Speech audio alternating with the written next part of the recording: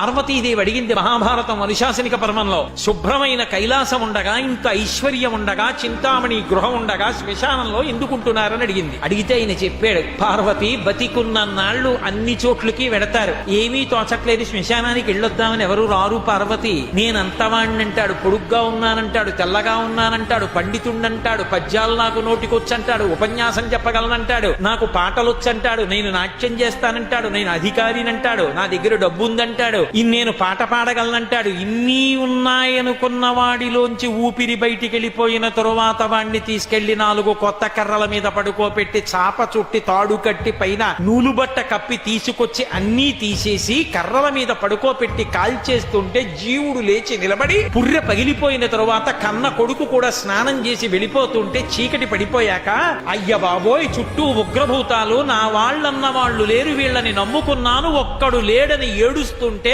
నేనున్నాను రా అని చెప్పడానికి నేను కూడా లేకపోతే చచ్చిన వాడు 1000 మాటలు చచ్చిపోతాడని అక్కడ ఉన్నాను పార్వతి, నా కర్మకాల అక్కడ లేనన్నాడు.